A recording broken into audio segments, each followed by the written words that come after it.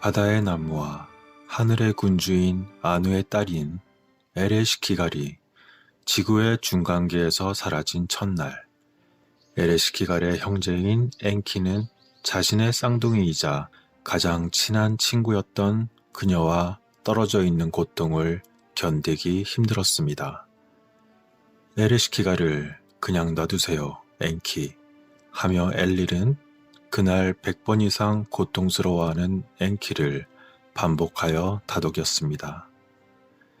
에레시키갈의 손실은 그에게 큰 부담이 되었지만 그녀는 이미 알려진 경계를 넘어갔습니다. 그러면서 엘릴은 엔키에게 조용히 말했습니다. 언젠가는 우리에게 돌아올지도 모릅니다. 누가 알겠습니까? 그러자 엔키는 이번에는 슬픔으로 어두워진 얼굴로 엘릴을 바라보며 말했습니다.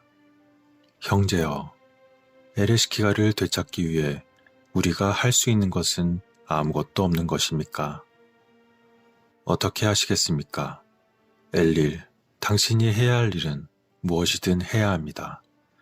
당신은 하늘의 군주 아누에게서 땅의 여왕인 키를 분리할 만큼 그런 큰 능력을 가지고 있습니다. 엘릴, 당신의 말씀은 모든 일을 이끌어내는 힘을 가지고 있습니다. 부디 형제여, 에레시키갈을 그곳에서 구출하는데 필요한 모든 것을 해보도록 합시다. 그러자 엘릴은 한참 동안 그러한 엔키의 질문을 고려한 후에 에레시키갈이 사라진 멀고 먼 선을 괴로운 심정으로 바라보았습니다. 그리고 다음과 같이 말을 했습니다. 안 됩니다, 엔키. 비록 나라고 할지라도 그녀에게는 나의 손이 닿지 않습니다. 저는 지구의 수호자이고 어머니 키를 지키고 있기 때문에 중간 세계를 방치하고 그녀를 찾으러 갈 수는 없습니다. 이것이 저의 의무이자 하늘의 군주 아누와 땅의 여왕 키를 분리한 후에 나의 어깨에 짊어지게 된 책임입니다. 하지만 엔키, 당신은 에레시키갈을 구할 수 있습니다. 누군가 그녀를 우리에게 데려올 수 있다면 그는 바로 당신일 것입니다. 완벽한 쌍둥이로서 당신과 그녀 사이의 유대감이 너무나 강력합니다. 그녀가 어디에 있든 오직 당신만이 그녀를 찾을 수 있습니다. 라고 엘릴이 말하자 엔키가 다시 물었습니다. 하지만 어떻게 하면 그녀를 다시 데려올 수 있을까요? 그러자 엘릴은 대답했습니다. 엔키, 당신은 그것을 알게 될 것입니다. 세상은 아직 너무 어렸으며 적어도 당신은 그녀를 다시 찾아올 방법을 알 수 있을 것입니다. 그러자 엔키는 다음과 같이 말했습니다. 그럼 나는 나의 여자 형제를 데려오기 위해 필요한 건 뭐든지 배워야겠군요. 하지만 어디서 시작해야 할지 알 수 있었으면 좋겠습니다. 엔키가 그렇게 말하자 엘릴은 진심 어린 안도의 한숨을 겨우 참았습니다. 그는 엔키마저 절망의 밑바닥 없는 깊이로 잃는 것을 너무나 두려워했었기 때문입니다. 하지만 그의 두려움은 근거가 없었는지도 모릅니다. 왜냐하면 엔키는 그녀를 구할 방법에 대한 호기심이 발동하여 그에게 생기가 다시 생겨나고 있었기 때문입니다.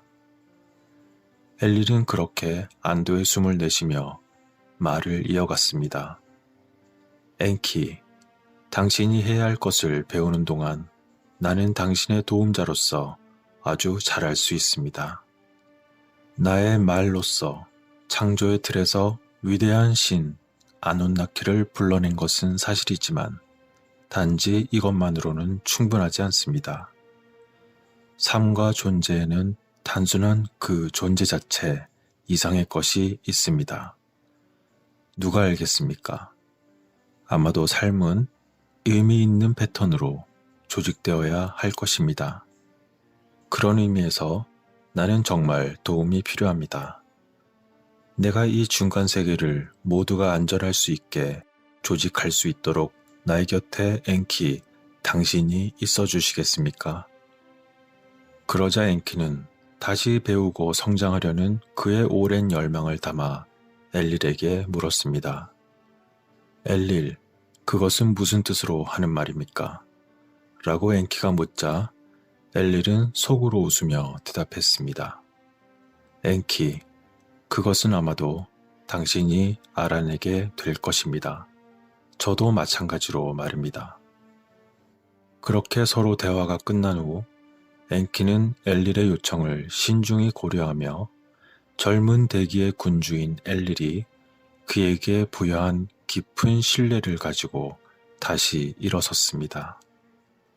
상반된 감정 그리고 경외심과 경이로움의 물결이 엔키를 휩쓸었습니다. 만약 엘릴이 그를 도울 만한 능력이 있다고 생각된다면 엔키는 최선을 다해 그에게 도움을 줄 것입니다. 엔키는 깊은 생각에 잠겨 있다가 입을 다시 열었습니다. 깊고 깊은 물속 심연의 깊은 바다 나무에게서 우리 모두가 왔습니다. 물, 그것은 나의 본성, 그것을 받는 그릇에 따라 무수히 많은 형태로 만들어질 수 있지만 그 정수는 결코 물의 본질을 잃지 않습니다. 따라서 어쩌면 인생은 일종의 조형과 형태가 되어야 하며 무수한 가능성을 허용하기 위해 항상 진화하고 변화해야 합니다. 사전에 미리 구상한 계획이 아니라 과정으로서 그리고 존재로서의 목표가 펼쳐집니다. 나 자신이 언젠가 에레시키가를 구출할 수 있으려면 스스로 배우고 진화하며 성장해야 합니다. 라고 엔키가 말했던 것입니다. 그러자 엘릴은 매우 기뻐하며 외쳤습니다. 과정과 목표로서의 상과 존재. 바로 그렇습니다, 엔키. 당신이 아주 옳을지도 모릅니다. 라며 정말로 기뻐하였고 여느 때처럼 그는 모든 현실을 이해하고 모든 가능성을 시각화하여 설계하는 엔키의 기술에 놀라움을 금치 못했던 것입니다. 그리고 엘릴이 그의 말의 힘으로 명명한 엔키의 기술은 그렇게 형태와 의미를 부여하게 되었습니다. 태초의 원시 어머니인 바다 나무와 하늘의 군주 아누의 아들인 엔키는 누딘무드, 이미지를 설계하는 자, 전형적인 형태의 군주, 모든 공예 및 기술의 후원자가 되었습니다. 그리고 그에게는 모든 달콤한 비옥수인 수정수와 압수라고 불리는 지하의 샘이 할당되었습니다. 많은 문명의 예술이 생겨났을 때 아누나키가 배를 만드는 기술을 개발했을 때 엔키는 강 사이의 땅 남서쪽 가장자리로 물러나 그곳에서 가장 깊은 옥과 잔잔한 푸른색의 석호를 발견했습니다. 그곳에는 야자수가 드리워져 있었고 근처에는 정착지가 건설되고 있었습니다. 그러나 엔키는 갈대 오두막과 울타리 그리고 매우 어렵고 복잡한 첫 번째 사원의 설정을 감독하는데 그리 많은 시간을 소비하지 않았으며 그는 그곳을 에리두라고 불렀습니다. 그 당시 엔키는 석호와 습지에 귀중하고 조용한 동반자를 찾았습니다. 그는 에레시키갈이 어디로 갔든 그녀를 구출하겠다는 약속을 어떻게 이행할 수 있을지를 생각하면서 그 땅 위를 길게 걸어다니고 깊고 푸른 물속으로 깊이 잠수해 들어갔습니다. 지구의 끝까지라도 그는 어디든 그녀를 찾기 위해 갈 것입니다. 그의 오랜 행보 동안 그는 위대한 갈대밭에 들러 닝기쿠가라고 불리는 젊은 아누나키 여신인 그곳의 여주인의 지칠 줄 모르는 부지런한 작품을 보게 되었습니다. 갈대를 묶고 엮는 기술을 인류에게 가져다 준 사람은 바로 그녀였습니다.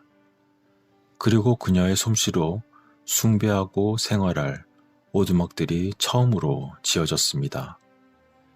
긴 갈대밭을 무늬로 엮어 만든 닌기쿠가의 모습을 보면서 엔키는 자신이 에레시키가를 쫓는데 필요한 것을 찾았다고 느꼈습니다. 그리고 엔키는 그녀에게 다음과 같이 말했습니다. 닌기쿠가 자매여, 갈대의 여인이자 이곳의 여주인, 내가 에레시키가를 구출할 수 있도록 가장 험난한 물과 바다를 통과할 수 있는 구조물을 건설하기 위해 당신의 보호 아래 가장 튼튼한 갈대를 베어주실 것을 허락해 주십시오. 라고 엔키는 그녀에게 인사와 부탁을 하나로 묶어 말했습니다. 그러자 닌기쿠가는 거대한 갈대밭을 바라보며 자신의 작품을 자랑스럽게 생각하고 엔키에게로 눈을 돌렸습니다. 한 명의 장인으로서 그녀는 엔키와 그의 요청을 자신의 마음과 몸 그리고 영혼으로 이해를 했던 것입니다. 그리고 그녀는 물의 신에게 미소를 지었습니다. 그래서 당신은 우리 언니를 되찾는 것을 아직 포기하지 않았군요. 이 땅에서 가장 작은 갈대에서 가장 큰 갈대에 이르기까지 내가 소유한 모든 것은 강력한 임무를 위해 당신의 것이 될 것입니다. 흐르는 표면에 떠다니는 구조물을 만들기 위해 나의 대나무에서 가장 튼튼한 부분을 잘라내십시오. 또한 신성한 삼나무를 사용하여 안전하고 튼튼하게 지으십시오. 그러면 당신은 어디를 가든 가는 곳마다 나의 축복을 받게 될 것입니다. 그러자 엔키는 자매여, 당신이 말한 이 새로운 구조가 취할 모양이 이미 저에게는 보입니다. 라고 외치며 이미지를 바로 설계할 수 있는 능력을 가진 엔키의 목소리는 경이로움으로 가득 차 있었습니다. 그렇습니다. 전체적으로 다 보입니다. 저는 그것을 배라고 부르고 흐르는 모든 것 위에 떠다니는 재능을 부여할 것입니다. 노우라고 불리는 긴 창으로 움직여서 가장 거친 바다를 여행하고 자신이 속한 곳으로 다시 돌아오게 될 것입니다. 실제로 어디에서나 항해할 준비가 된 모든 것을 볼 수 있습니다. 나의 배, 마구루 배는 길고 뱃머리는 헤엄치는 머리처럼 휘어지도록 하고 줄기는 쓸어넘기고 두루미 목처럼 감게 하십시오. 자매님, 저는 제 누이이자 친구를 따라갈 목표를 수행하는데 필요한 최고의 것을 찾은 것 같습니다. 닌기쿠가는 그러한 물의 신 엔키의 전염성 있는 열정에 그만 웃음을 지었습니다. 그리고 다음과 같이 말했습니다. 당신이 준비가 되면 당신이 필요한 배를 만들었을 때 내가 우리의 형제자매인 아눈나키와 이기기를 불러서 그들의 선물을 가져다주고 우리의 축복과 함께 저 너머의 땅을 여행하기 위해 당신을 보낼 것입니다. 그 후 엔키는 그의 모든 기술을 사용하여 갈대와 삼나무로 마구루배를 만들었습니다. 그것은 측면이 우아하게 구부러지고 평평하였으며 인상적인 당당한 돛대를 가진 지금까지 만들어진 배들 중에서 가장 힘이 센 강력한 배였습니다. 그가 열심히 일하는 동안 많은 아눈나키 형제 자매들이 도와주러 왔습니다. 엔키는 그 배를 완성시키기 위해 혼자만의 노력을 기울였습니다. 어떤 의미에서는 마구루 배뿐만 아니라 엔키 자신도 쌍둥이 자매이자 가장 친한 친구의 사랑을 위해 쿠루와 지하세계인 저승에 맞설 힘을 모으고 또 준비하고 있었던 것입니다. 그러던 어느 날 마침내 배가 출항할 준비가 되었고 엔키도 준비가 되었습니다. 그녀 자신의 약속에 충실한 닌 기쿠가는 여행을 위해 준비하는 엔키에게 이기기와 아눈나키와 함께 선물을 가져다 주러 왔습니다. 따라서 그는 자신의 몸을 보호하기 위해 사슬갑옷, 그리고 그의 이성과 결정을 안내하는 헬멧, 그리고 음식과 음료가 절대로 떨어지지 않도록 하는 신성한 뿔과 그의 의지를 집중하고 가장 살아온 적의 심장을 뚫기 위한 창으로 무장했습니다. 그리고 우아하게 도약하면서 엔키는 그 배에 올라탔습니다. 그는 그곳에서 잠시 서서 해변을 생각하며 닌 기쿠가의 눈동자에 빠져 잠시 자신의 상황을 잊었습니다. 그리고 그 후 그의 마지막 경례는 잠시 동안 그녀를 위한 거였습니다. 그리고 나서 그는 그의 자리를 잡고 노를 젓기 시작했습니다.